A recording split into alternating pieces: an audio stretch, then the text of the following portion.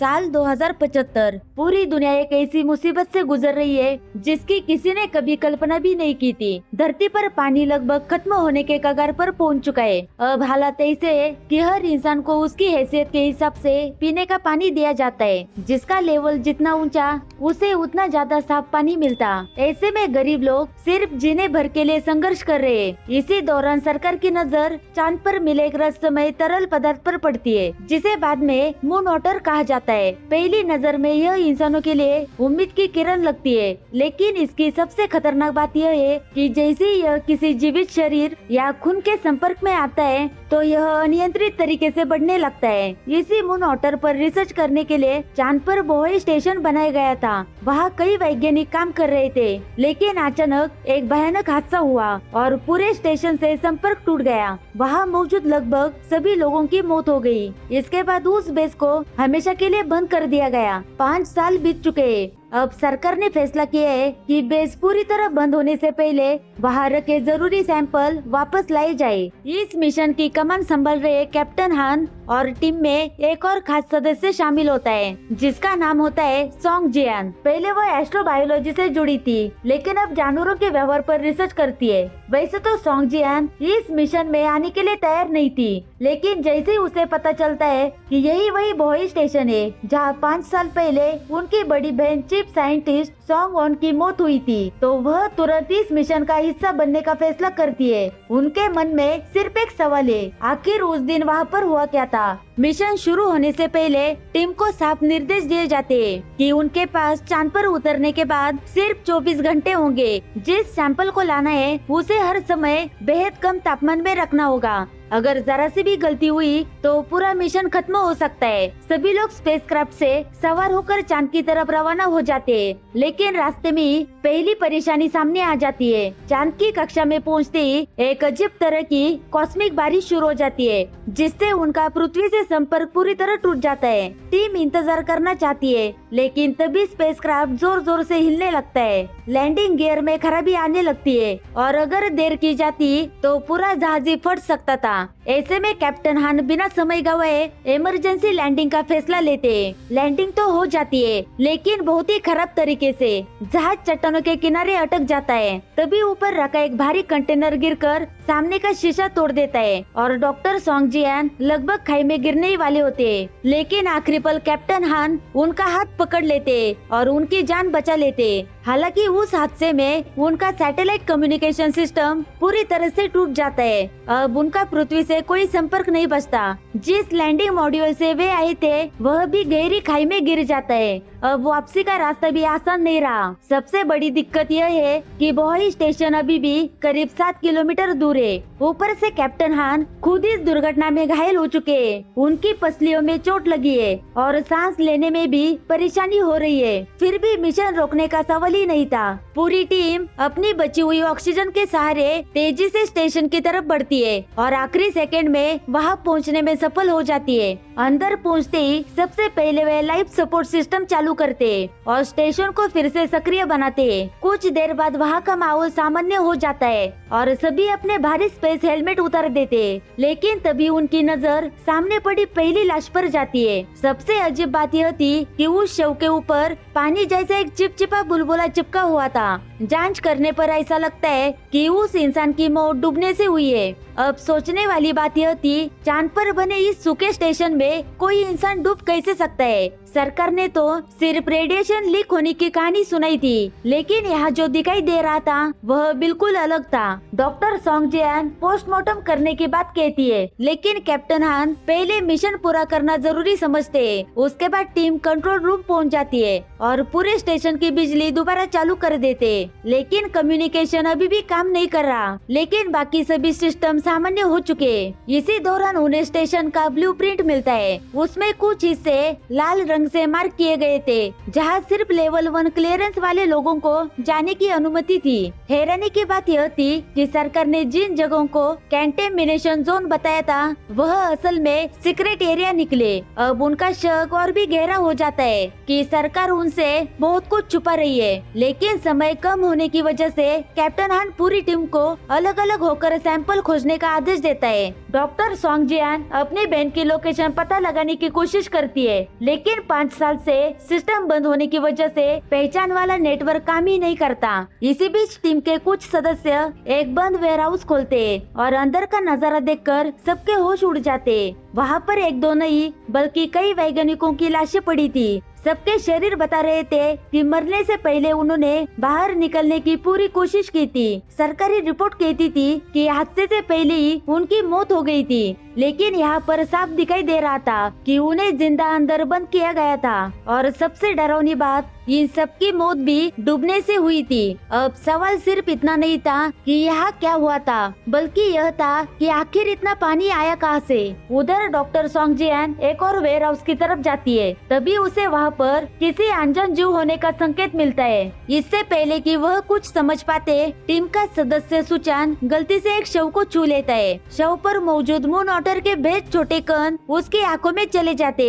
शुरुआत में उसे कुछ महसूस नहीं होता, लेकिन थोड़ी देर बाद उसकी हालत तेजी से बिगड़ने लगती है। उसका शरीर कांपने लगता है और फिर उसके कान से पानी की एक बूंद बाहर निकलती है। टीम तुरंत उसके पास पहुंच जाती है, लेकिन तब तक बहुत देर हो चुकी होती है। कुछ ही पलों में उसके मुंह से लगातार पानी निकलना शुरू हो जाता है। डॉक्टर हांग उसे बचाने की पूरी कोशिश करती है, लेकिन मून वाटर उसके शरीर में पूरी तरह से फैल चुका होता है। जांच में पता चलता है कि उसके शरीर के अंदर मौजूद सारे अंग नष्ट हो चुके हैं, यहाँ तक कि उसका खून भी अब खून नहीं बल्कि बिल्कुल साफ पानी में बदल चुका था। यही से टीम को पहली बार एहसास होता है कि इस स्टेशन में मौजूद सबसे बड़ा खतरा कोई वायरस या रेडिएशन नहीं बल्कि यही रहस्यमय मून वाटर है, जिसके बारे में उन्हें अब तक पूरी सच्चाई नहीं बताई गई। सुचान की मौत के बाद पूरे बोहाई स्टेशन में डर का माहौल बन जाता है। अब सबको समझ आ चुका था कि यहाँ पर मौजूद खतरा उनकी सोच से कई ज्यादा बड़ा है। कैप्टन हान तुरंत टीम को 2 हिस्सों में बांट देता है। डॉक्टर हांग और कुछ सदस्य लाशों की जांच करके मौत की असली वजह पता लगाने लगते। वही कैप्टन हान, डॉक्टर सोंग जियान और बाकी लोग उस रहस्यमय जीव की तलाश शुरू कर देते जो बार बार उनकी नजरों से बचकर भाग रहा था। वेंटिलेशन डक्ट के अंदर जाते हुए उन्हें दीवारों पर अजीब निशान दिखाई देते। ऐसा लगता है कि कोई कई सालों से इन्हीं रास्तों का इस्तेमाल कर रहा है, लेकिन थोड़ा आगे जाने के बाद उनका रास्ता एक सिक्योरिटी गेट रोक देता है, जिसे सिर्फ लेवल 1 क्लियरेंस वाला व्यक्ति खोल सकता है। मजबूर होकर सभी वापस लौट आते। उधर डॉक्टर हांग सुचान के शरीर से निकले उस रहस्यमय तरल की जांच करती है। रिपोर्ट में पता चलता है कि उसके शरीर में कोई वायरस या बैक्टीरिया नहीं है, यानी उसकी मौत किसी इन्फेक्शन से नहीं हुई है। लेकिन एक बात साफ हो जाती है कि उसके शरीर के अंदर मौजूद खून पूरी तरह पानी में बदल चुका था। इसी बीच इंजीनियर को पता चलता है कि पृथ्वी से संपर्क इसलिए नहीं हो पा रहा क्योंकि कम्युनिकेशन सिस्टम खराब हो चुका है और उसे ठीक करने के लिए किसी को स्टेशन के बाहर जाकर नया डाटा प्रोसेसर लगाना होगा। यह काम बेहद खतरनाक था, फिर भी कैप्टन हान हिम्मत करके खुद बाहर जाने का फैसला करते।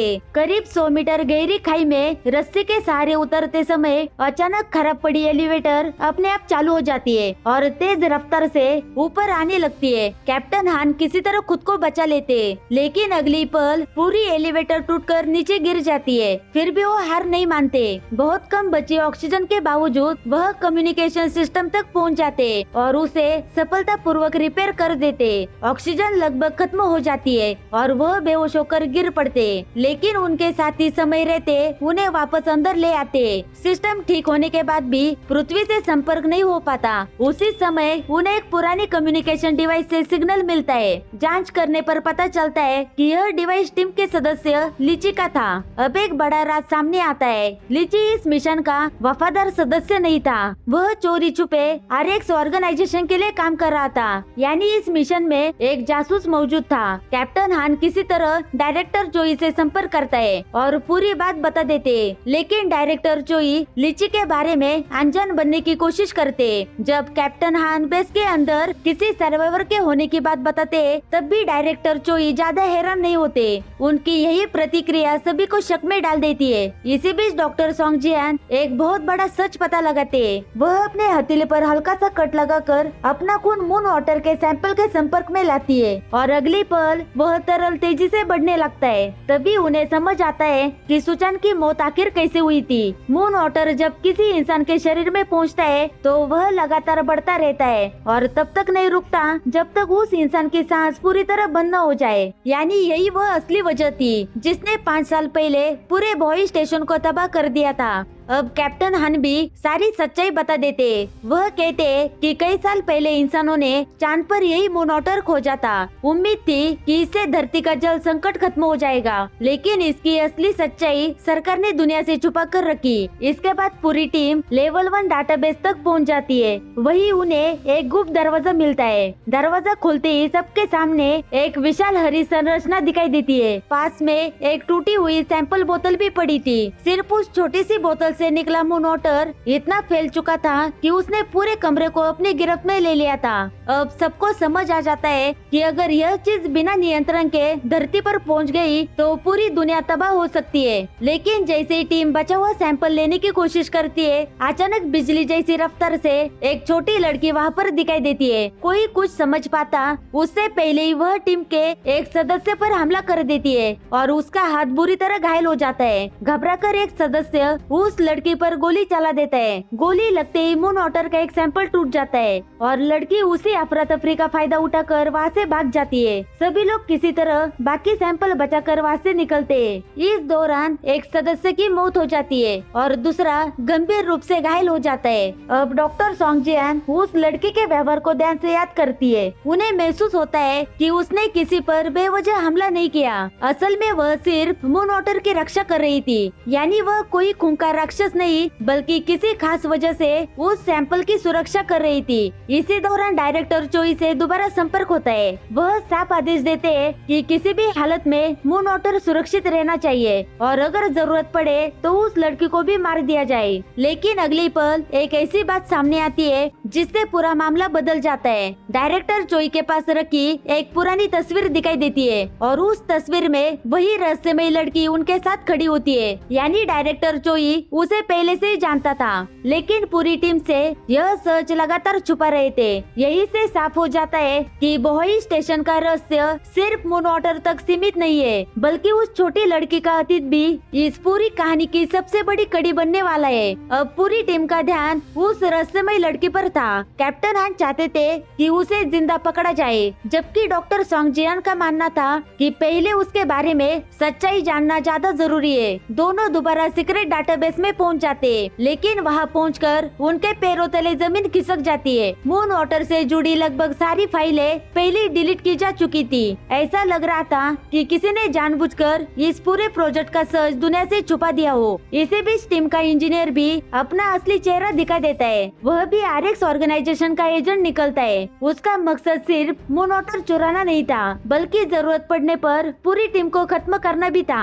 वह सैंपल लेकर भागने की कोशिश करता है, लेकिन तभी डॉक्टर सोंग जियान और डॉक्टर हांग वहाँ पर पहुँच जाते हैं। वह बहाना बनाते हैं कि कैप्टन हान ने सैंपल को कंट्रोल रूम ले जाने का आदेश दिया है। उसी समय वही रहस्यमय लड़की फिर से वहाँ पर आ जाती है। इस बार डॉक्टर सोंग जियान सबको हथियार नीचे रखने के लिए कहते हैं। वह धीरे धीरे मून वाटर का सैंपल उसके सामने रख देती है। लड़की भी शांत हो जाती है। तभी सोंग जियान की नजर उसके गले में लगे नेम टैग पर पड़ती है। उस पर लिखा था लूना। यह नाम देखते ही उन्हें अपनी बहन का आखिरी ईमेल याद आता है, जिसमें सिर्फ एक शब्द लिखा था और वह था लूना। लेकिन तभी इंजीनियर लड़की पर गोली चला देता है। गोली लगने के बाद भी लूना को कुछ नहीं होता। उल्टा मून वाटर उसके घाव को कुछ ही सेकंड में भर देता है और वह वहाँ से भाग जाती है। अब यह साफ हो जाता है कि लूना का शरीर मून वाटर के अनुकूल बन चुका है। इसके बाद कैप्टन हान और बाकी टीम लूना को पकड़ने की योजना बनाते हैं। मून वाटर के चारे की तरह इस्तेमाल करके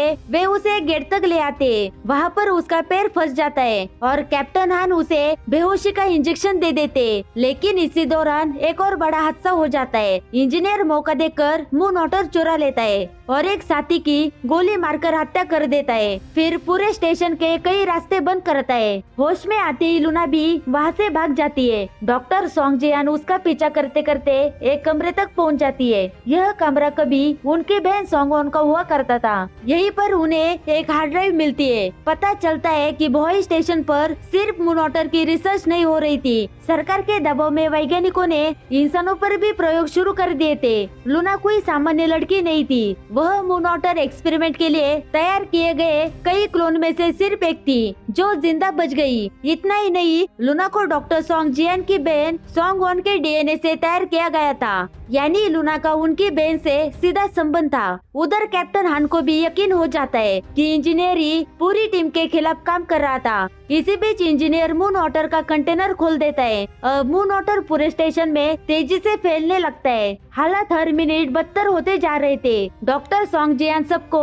पूरी सच्चाई बताते हैं कि सरकार ने बोई स्टेशन इसलिए बंद किया था ताकि इस अमानवीय प्रयोग की खबर दुनिया तक न पहुंचे। उन्हें यह भी समझ आता है कि अगर वे जिंदा वापस भी लौट गए तो हो सकता है सरकार उन्हें भी हमेशा के लिए चुप करा दे। तभी डॉक्टर सॉन्ग जियान के शरीर में भी बदलाव शुरू होने लगते हैं। उन्हें उल्टियाँ होने लगती है और वह बेहोश होकर गिर पड़ती है। असल में पहले लूना ने उन्हें काट लिया था, उसी वजह से उनके शरीर में ऐसा बदलाव आ चुका था जिसने उन्हें मून वाटर के असर से बचा लिया। इसी दौरान चिप जिनसे संपर्क होता है वह बताते हैं कि रेस्क्यू स्पेसशिप रास्ते में है, लेकिन साथ ही एक दूसरा जहाज भी चांद की तरफ बढ़ रहा है जो शायद आरएक्स ऑर्गेनाइजेशन का है। जब डॉक्टर सॉन्ग जियान पूछते हैं कि अगर लूना को पृथ्वी पर ले जाया गया तो उसके साथ क्या होगा, तो जवाब सुनकर सभी चुप हो जाते।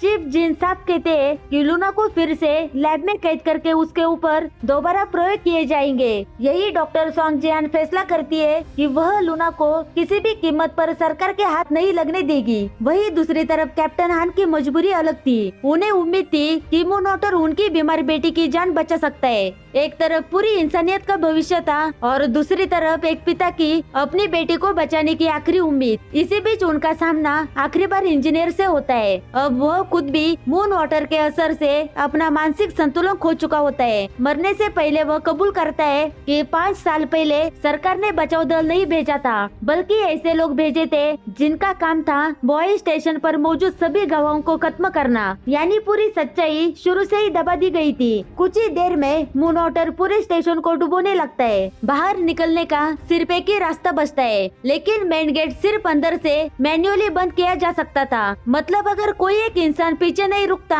तो बाकी कोई भी जिंदा बाहर नहीं निकल पाता। यह बात समझते ही कैप्टन हान बिना एक पल सोचे खुद पीछे रुकने का फैसला करते। डॉक्टर सॉन्ग जियान उन्हें रोकने की बहुत कोशिश करते, लेकिन कैप्टन हान मुस्कुराते हुए अपनी टीम को बाहर जाने का आदेश देते। आखिर में डॉक्टर सॉन्ग जियान, डॉक्टर हांग और लूना किसी तरह बोई स्टेशन से बाहर निकल जाते और तभी आखिरी बार एक ऐसा दृश्य दिखाई देता है जो पूरी कहानी को हमेशा के लिए यादगार बना देता है। लूना धीरे धीरे अपना स्पेस सूट उतार देती है और बिना किसी डर के चांद की सतह पर नंगे पैरों से चलने लगती है। उसे देखकर साफ समझ आ जाता है कि वह अब सिर्फ मून वाटर ही नहीं बल्कि चांद के वातावरण के साथ भी पूरी तरह अनुकूल हो चुकी है। और यहीं पर द साइलेंट सी का पहला सीजन खत्म होता है, लेकिन अपने पीछे कई सवाल छोड़ जाता है। क्या मून वाटर कभी धरती तक पहुंचेगा? क्या लूना को आजादी मिल पाएगी? और क्या इंसान इस खोज को वरदान बनाएगा या फिर वही उसकी सबसे बड़ी तबाही साबित होगी? अगर आपको ये कहानी पसंद आई हो तो वीडियो को लाइक और चैनल को सब्सक्राइब जरूर करें। Thank you for watching.